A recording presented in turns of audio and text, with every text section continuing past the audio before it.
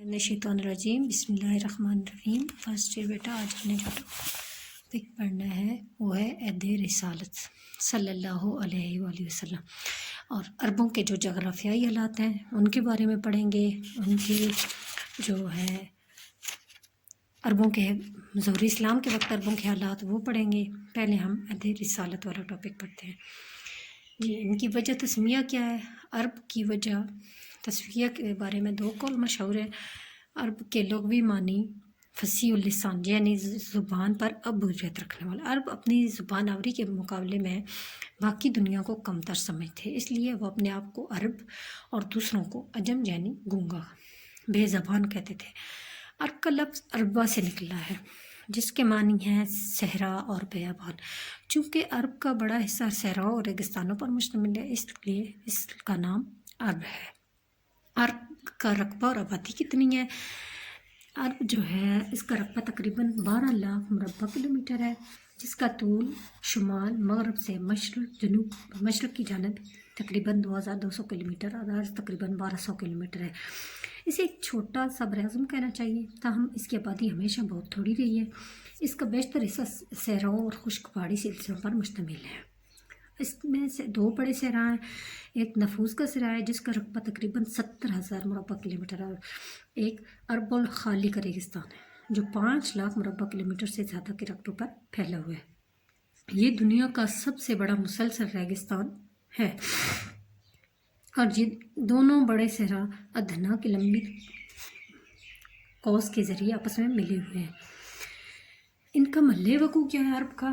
عرب ایک جزیرہ نما ہے جسے اہل عرب جزیرۃ العرب کہتے ہیں۔ اس کے 3 اطراف میں جو ہے وہ دریا، یعنی 3 اطراف میں اس کے پانی اور ایک طرف خشکی ہے۔ عرب ایشیا اور افریقہ کے 2 براعظموں کے درمیان واقع ہے، اور سینا کا علاقہ جسے مصر میں شمار کیا جاتا ہے۔ اس کے مغرب میں جو ہے بحیرہ کلزم، مشرق میں خلیج فارس اور بحر عمان، اور جنوب میں بحر ہند، اور اس کے شمال میں شام اور عراق ہیں۔ آب و ہوا جو ہے اس کی آب و ہوا جو ہے وہ گرم مرطوب ہے۔ گرم ترین مقامات میں درجہ حرارت 50 درجہ سینٹی گریڈ تک پہنچ جاتا ہے، اور موسم سرما میں ٹھنڈ قابل برداشت ہوتی ہے، اور سخت سردی صرف بلند مقامات پر پڑتی ہے۔ ان کی پیداوار کیا ہے؟ ان کی پیداوار جو ہے اس میں یہاں پہ کوئی بڑا جھیل نہیں ہے، البتہ جگہ جگہ گہرے جوڑ ملتے ہیں، اس لیے صحرائی علاقوں میں پانی کے لیے ہزاروں کنویں کھودے ہوئے ہیں، جن میں سے بہت سے کنووں کا پانی کھارا ہے، پینے کے قابل نہیں ہے۔ میٹھے پانی کے بہت سے چشمے پائے جاتے ہیں جن کے ساتھ بستیاں اور گہری آبادیاں ہیں۔ بعض نخلستان یعنی زمین کے ساتھ سب شاداب ٹکڑے ہیں۔ نخلستان کا بے شمار درخت کھجور ہے، بے مثال جو درخت ہے وہ جو بدو عربوں کی سب سے اہم اور بنیادی خوراک ہے۔ کھجور کی شاخیں جو ہیں وہ ان کو یہ جھونپڑیاں بنانے کے لیے استعمال کرتے ہیں، اور کھجور کے تنوں کو ستونوں اور شتوروں کے طور پر استعمال کرتے ہیں۔ اس کے پتوں سے ٹوکریاں اور چٹائیاں بناتے ہیں، اور ان کی جو ہے دولت کا دار مدار اونٹ پر اور بھیڑ بکریوں کے جو ریوڑ ہوتے ہیں ان پر ہے۔ اونٹ ان کا سب سے قیمتی اثاثہ ہے، اور اس کے علاوہ ان کے کئی نسلوں سے جو ہے ان اونٹ وہ محفوظ چلے آتے ہیں۔ ایسے اونٹوں کو رکھتے ہیں جو ان کی نسب سے جس کی نسب محفوظ ہو۔ ادھر عربوں کے لیے جو ہے ان کے گھوڑے بھی بہت مشہور ہیں۔ کبھی ہندوستان، یورپ اور مصر کو برآمد کیا جاتا ہے۔ ٹھیک ہے، عراق کے بڑے دریاؤں کے قریب و جوار میں آباد عرب قبائل اور بعض دوسرے خانہ بدوش جو ہیں وہ بھیڑ بکریاں بھی پالتے ہیں۔ یہاں گائے بھینسیں بہت کم ہوتی ہیں۔ جنگلی جانوروں میں ہرن، نیل گائے اور پہاڑی بکرے وغیرہ ہوتے ہیں۔ عرب جو ہیں وہ کھیتی باڑی بھی کرتے ہیں۔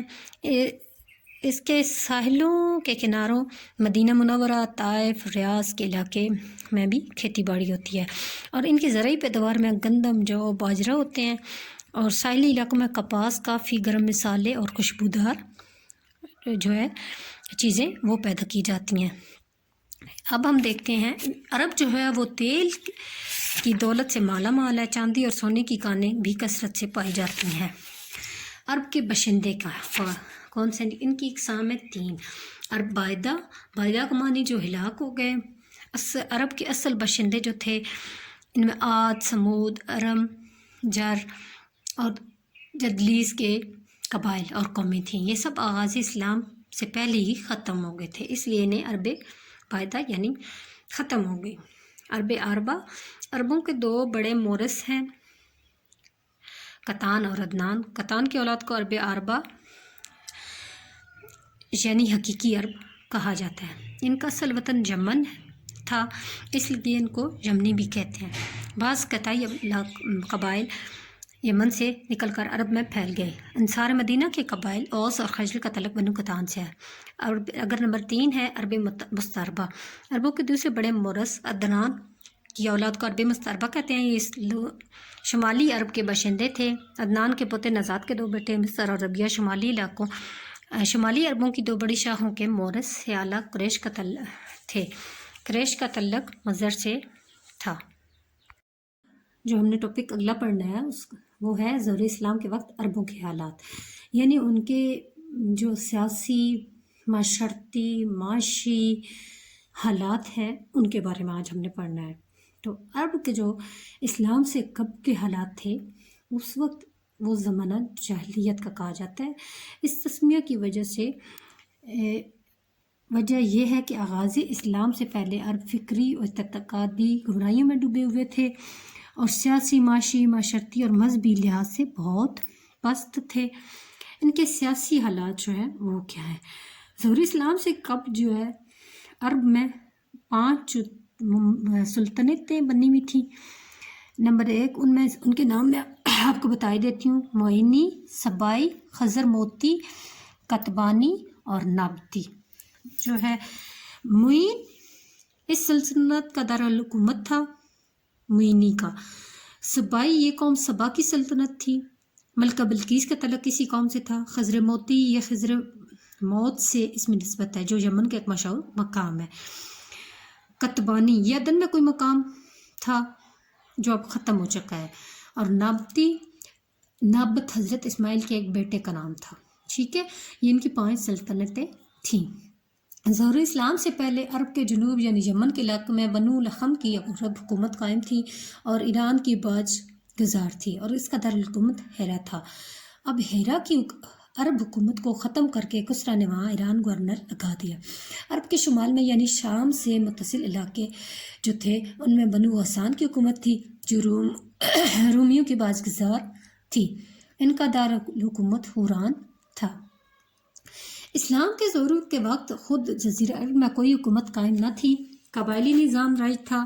کچھ خاندانوں پر مشتمل ایک قبیلہ ہوتا تھا اور قبیلے کے سردار کو شیخ کہا جاتا تھا. شیخ کہتے تھے وہ جو ہے خود سے سارے فیصلے ایک قبیلے کے بارے میں کرتا تھا اور جو وہ اسے اس کے اچھے اوصاف کی بنا پر منتخب کیا جاتا تھا.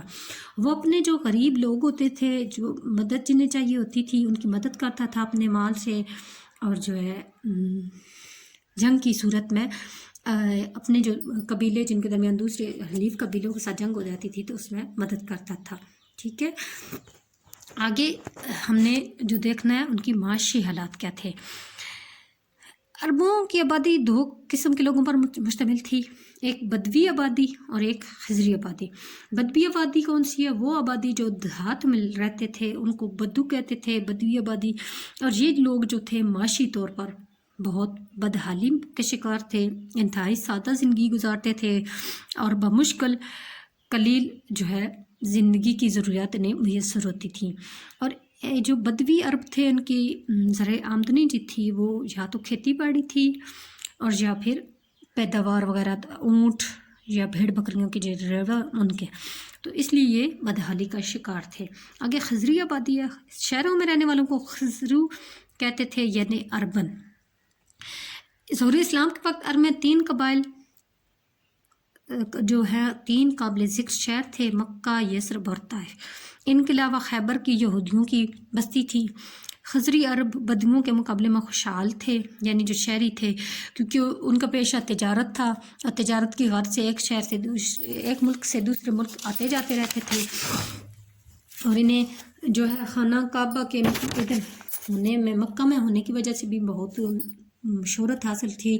مکہ کی سرگرمیاں جو ہے حج کے موقع پر بڑھ جاتی تھیں، ادھر ادھر سے آنے والے جو قبائل تھے آتے تھے، نظریں نیازیں چڑھاتے تھے، نذرانے دیتے تھے، اور اس موقع پر جو مکہ کی تجارت تھی اس کو بہت ترقی ملتی تھی۔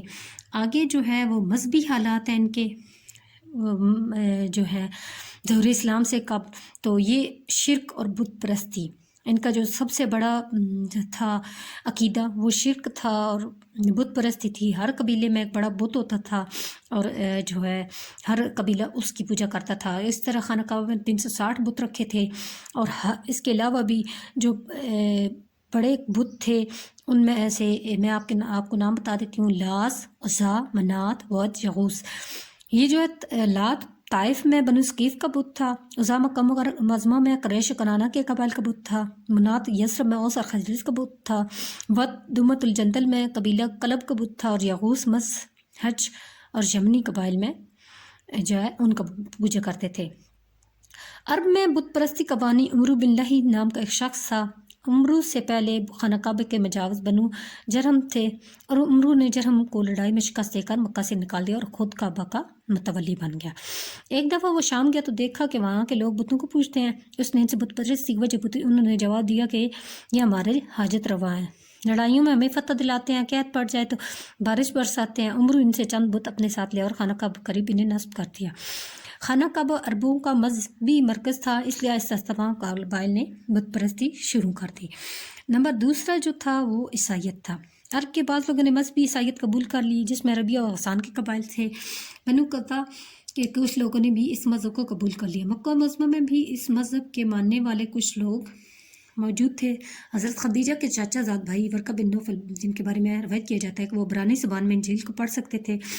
عرب میں عیسائی مذہب کی اشاعت کی بڑی وجہ یمن میں حبشہ کے عیسائی حکمران تھے، جو کیسر روم کے نائب کے طور پر وہاں حکومت کرتے تھے۔